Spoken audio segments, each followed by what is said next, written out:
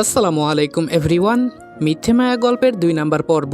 আর ভিডিওটা ইউটিউব থেকে দেখলে চ্যানেলটা অবশ্যই সাবস্ক্রাইব করে দিবা এবং ফেসবুক পেজ থেকে দেখলে পেজটা অবশ্যই ফলো করে দিবা।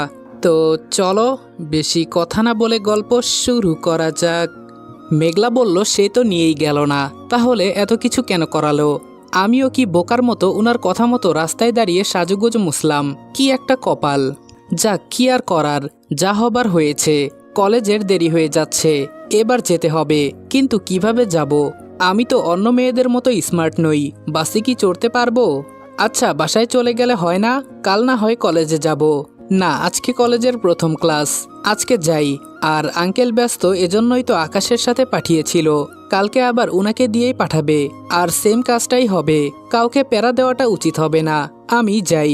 অনেক ভেবে মেঘলা স্টপেজে দাঁড়ালো। ভয়ে রীতিমতো তার হাত পা কাঁপছে। খুব অস্বস্তি লাগছে, কারণ এখানে যারা বাসের জন্য অপেক্ষা করছে সবাই ছেলে, কোনো মেয়ে নেই। কিছুক্ষণ পর একটা মেয়ে এসে দাঁড়ালো। মেঘলা বারবার মেয়েটার দিকে তাকাচ্ছে।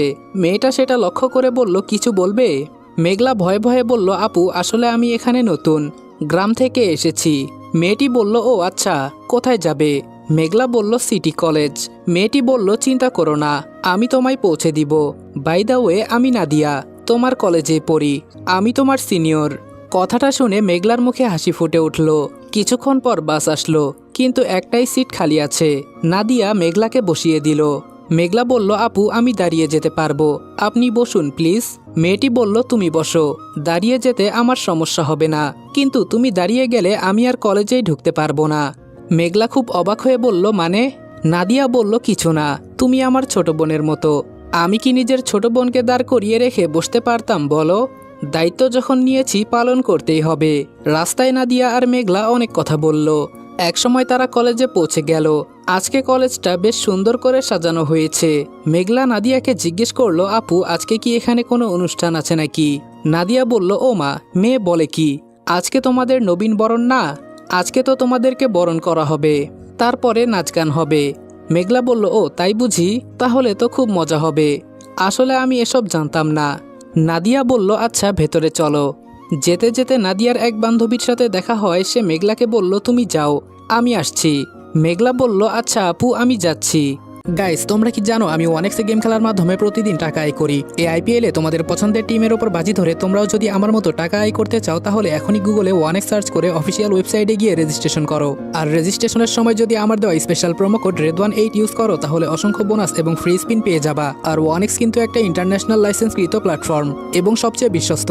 এখানে তোমরা ক্রাশ ক্রিস্টালের মতো গেম খেলে সহজেই টাকা আয় করতে পারবে এবং বিকাশ নগদের মতো সকল মোবাইল ব্যাংকিং অ্যাপের মাধ্যমে সহজেই তোমরা তোমাদের জেতা টাকা তুলতে পারবে। আর 24 ঘন্টা 7 দিন কাস্টমার সাপোর্ট সুবিধা তো রয়েছেই। তাই আমি এটা ব্যবহার করে আমার রেগুলার হাত খরচের টাকা আয় করি। তোমরাও ট্রাই করে দেখতে পারো। মেঘলা মনে মনে ভাবছে, ধুর, আজকে কলেজে অনুষ্ঠান, জানলে তো একটু ভালো ড্রেস পরে আসতাম। যাও একটু সেজে গুজে এসেছিলাম বদমেজাজির জন্য, সেটাও হলো না। কেমন যে দেখাচ্ছে আমায় কে জানে। ভাবতে ভাবতে কলেজে ঢুকেছে। তখনই কয়েকটা ছেলে মেঘলাকে একা পেয়ে র্যাগিং করা শুরু করলো। প্রথমে মেঘলা রিয়াক্ট করলেও ওদের কথা শুনে ওর কান্না পাচ্ছে। তখনই নাদিয়া পেছন থেকে দৌড়ে এসে ছেলেগুলোকে উদ্দেশ্য করে বলল, কলেজে নতুন তাই না?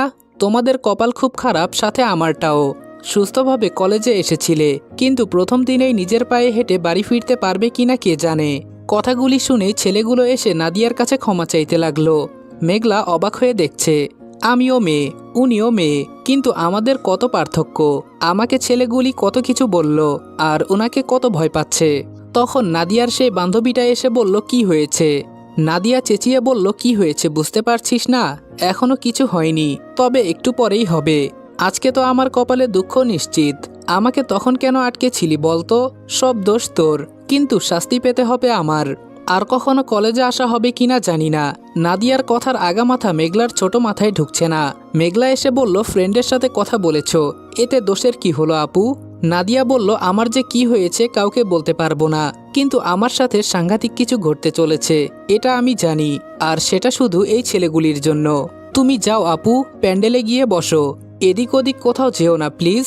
মেঘলা নাদিয়ার কথায় অবাক হলেও কোনো প্রশ্ন করার সুযোগ পেল না। তার আগেই নাদিয়া ওকে পাঠিয়ে দিল। মেঘলা গিয়ে প্যান্ডেলের নির্দিষ্ট জায়গায় বসলো। কিছুক্ষণ পর অনুষ্ঠান শুরু হলো। উপস্থাপনার জন্য একটা ছেলে আসলো, যাকে দেখে মেঘলার হার্টবিট বেড়ে গেছে। কারণ ছেলেটা আকাশ। সে যে ড্রেসে বাসা থেকে বের হয়েছিল সে ড্রেস পরে নয়, নতুন ড্রেসে নতুন সাজে সবার সামনে এসেছে। নীল পাঞ্জাবিতে আকাশকে অসম্ভব সুন্দর দেখাচ্ছে। সব মেয়ের চোখ তার দিকেই। মেঘলাও হা করে তাকিয়ে আছে। আকাশ বলল, ভাবছি কি বলা যায়, আসলে কি বলা উচিত। তোমাদের সবাইকে আমাদের কলেজে স্বাগতম জানানো উচিত, তাই না? কিন্তু আমি তা বলবো না, বরং কলেজের স্যার এবং পুরাতন সকল স্টুডেন্টদের বলবো, আসুন দেখে যান, আমাদের কলেজে আজকে তারার মেলা বসেছে। কারণ এখানে আজকে যারা বসে আছে তাদের প্রত্যেকেই এক একটা স্টার, যাদের পরিচয়ে সবাই আমাদের কলেজকে নতুন করে চিনবে। তাহলে চলুন প্রথমে সেই স্টারগুলোকে ফুল দিয়ে বরণ করে নেই। আকাশ সুন্দর করে গুছানো উপস্থাপনার মাধ্যমে সবাইকে আনন্দ দিচ্ছে, আর 4টা ছেলে মেয়ে এসে সবাইকে ফুল দিতে লাগলো। সবাইকে রজনীগন্ধার স্টিক দেওয়া হচ্ছে। মেঘলার অনেকটা ভালো লাগছে। আকাশ নানা ভঙ্গিতে কথা বলে সবাইকে হাসিয়ে যাচ্ছে। একটা ফুল দিতে দিতে মেঘলার কাছে এসে একটা গোলাপ দিল। মেঘলা বলল, সবাই তো রজনীগন্ধা পেয়েছে, আমি গোলাপ কেন? মেয়েটা হেসে বলল, তোমার গোলাপ পছন্দ এজন্য। মেঘলা হতবাক হয়ে বলল, আপনি কি করে জানলেন আমার গোলাপ পছন্দ?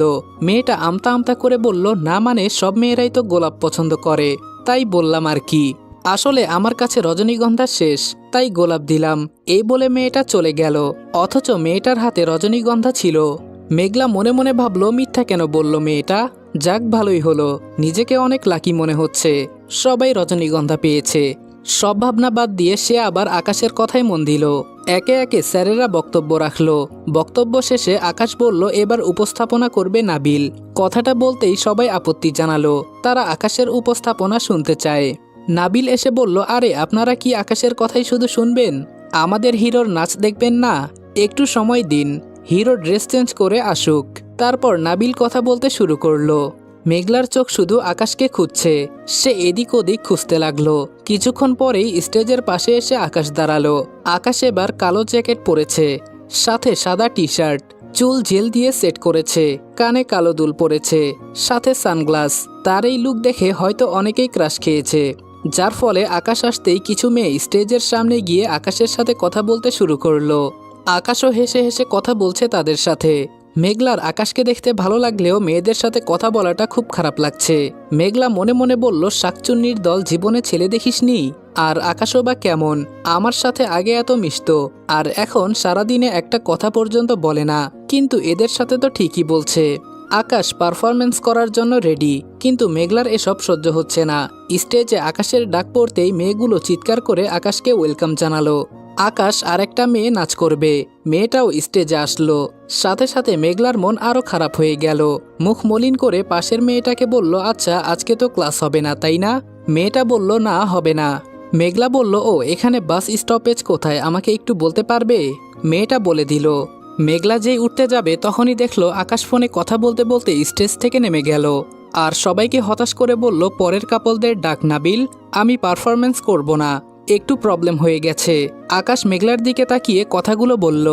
আকাশ যা বলে তাই করে, সেটা সবাই জানে, তাই আর কেউ জোর করলো না। মেঘলা বুঝতে পারলো না কি ঘটেছে, কিন্তু পেছনে তাকিয়ে দেখলো একটা ছেলে ফোন হাতে দাঁড়িয়ে আছে। এটা দেখে মেঘলার সন্দেহ হলো।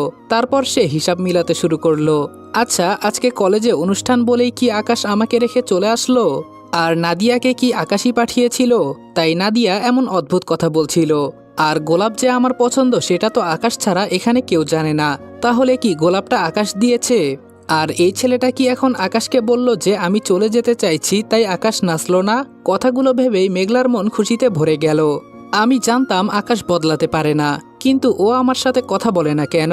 আমি কি কিছু ভুল করেছি? যাই হোক, আমি ওর রাগ ভাঙাবো। মেঘলা উঠে গিয়ে আকাশের পেছন পেছন গেল। প্যান্ডেল থেকে বের হয়ে মেঘলা দৌড়ে গিয়ে আকাশকে জড়িয়ে ধরল। সে আকাশকে কিছু বলতে যাবে তার আগেই আকাশ মেঘলাকে ঠাস করে একটা থাপ্পড় মেরে দিল, আর ধমক দিয়ে বলল, এটা কি ধরনের অসভ্যতা? মেঘলা বলল, আকাশ। আকাশের চিৎকার শুনে অনেকেই বাহিরে এলো। কি রে আকাশ, কি হয়েছে? আকাশ বলল, কি হয়নি সেটা বল, কে এই মেয়ে? কথা নাই বার্তা নাই হুট করে এসে জড়িয়ে ধরল। যত সব ফালতু মেয়ে, লাজ লজ্জা কিছু নেই। একটা ছেলে বলল, ছেড়ে দে আকাশ, বাচ্চা মেয়ে, হয়তো বুঝতে পারেনি। আকাশ বলল, কি বুঝতে পারেনি? বয়স কম এটা না হয় বুঝলাম, কিন্তু এতটাও ছোট নয় যে এটা বুঝবে না। ছেলেদের সাথে কিভাবে ফষ্টি নষ্টি করতে হয় সেটা তো ঠিকই শিখে গেছে। তা না হলে জড়িয়ে ধরতো নাকি? কথাটা শুনে মেঘলার মাটি ফাঁক করে ঢুকে যেতে ইচ্ছা করছে, কিছু বলতে পারছে না, মাথা নিচু করে দাঁড়িয়ে আছে।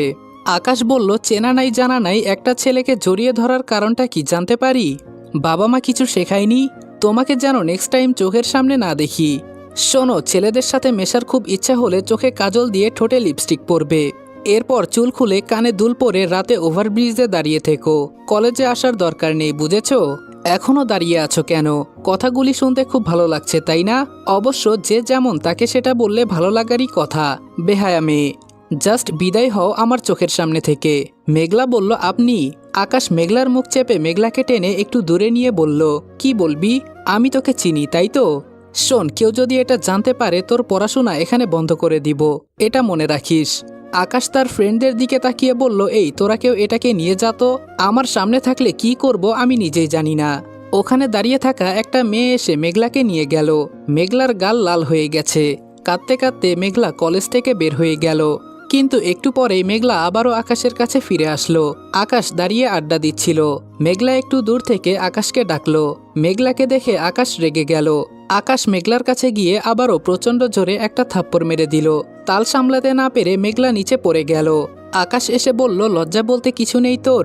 মেঘলা কোনো মতে দাঁড়িয়ে ফিসফিস করে বলল, আমি চলেই গিয়েছিলাম, কিন্তু স্টপেজে গিয়ে দেখি আপনার দেওয়া টাকাগুলি হাতে নেই, কোথাও ফেলে দিয়েছি।